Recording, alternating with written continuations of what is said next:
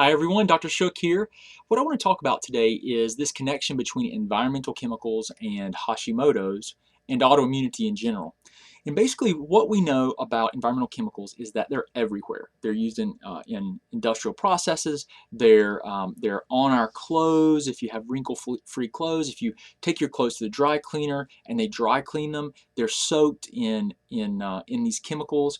They're in the carpet on the floor, the paint on the walls, hanging drapes. They're in your car when you get in there and it's warm and the foam and everything off gases.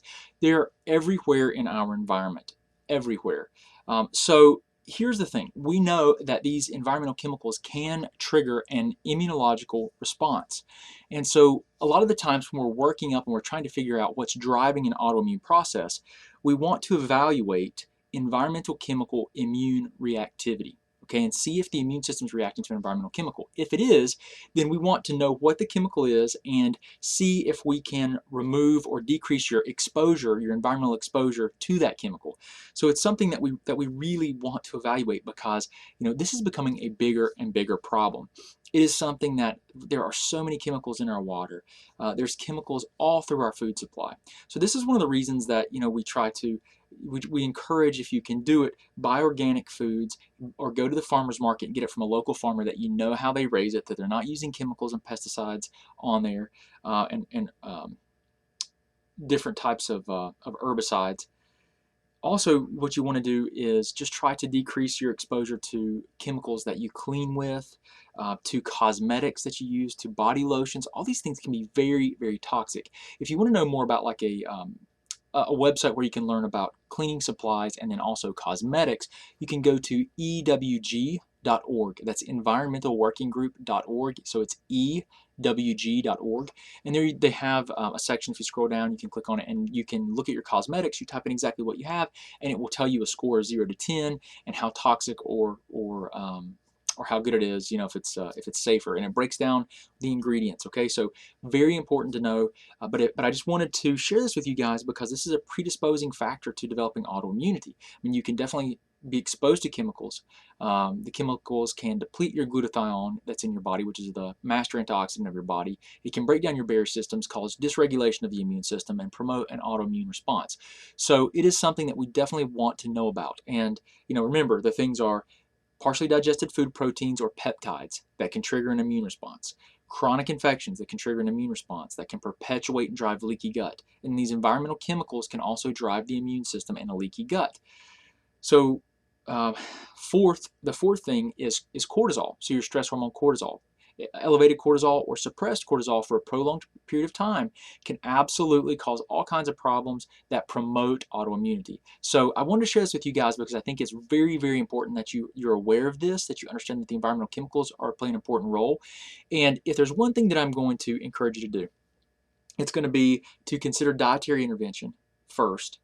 And then if you're already done that, or if you just want to try to figure out what's driving the process and you want to try to save time and money and just you're tired of feeling bad, then I recommend that you get testing done to investigate these drivers of the autoimmune process so that you can be very specific in any type of intervention or change that you make so that you can get better faster, right? I mean, that's the whole goal, is just to try to improve quality of life.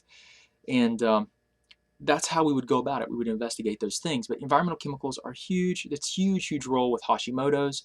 One of the things that I want to mention before I finish here is the role of latex and BPA or bisphenol A, which are basically these plastics. And what they're finding, there's some research that's being done that's showing us that these environmental chemicals are much more potentially dangerous to someone that has Hashimoto's because they tend to trigger an immune response and have mimicry. They mimic on a molecular level TPO, which is the thyroid peroxidase. It's the enzyme in the thyroid that most people that have Hashimoto's have. I think it's like 80 or 90% of people with Hashimoto's have positive TPO antibodies. So their immune system's attacking TPO as foreign. So if you come in contact with, like, say, latex or BPA, that if you're ingesting it by drinking a water bottle that's been sitting in the sun, and it got warm, but you purchased it at the store and they've cooled it down, it's gonna be loaded with these plastics that leach into it.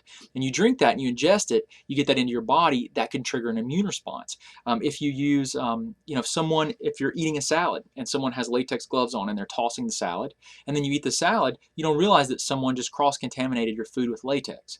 So you need to know what's going on so that you can take control of your health. Okay, so I hope this helps you guys out. I really appreciate you. If you need anything, just let us know. Remember, I work with people all over the country. If you need help via distance consulting, we can do Skype, FaceTime, or phone, and we work with a lot of people that way. If you just want to get some information to get started, I recommend that you get our guidebook, The 9 Tests Required to Understand Your Thyroid. If you're interested, we can post a link below, and you can just go to our website and get more information on getting that guidebook. And that should be a great place for you guys to start. But if you need anything, you have any questions, just let us know. I really appreciate you guys coming here and learning more about your health. And if there's anything that we can do for you, please just reach out. So I hope you guys have a wonderful day. Thanks.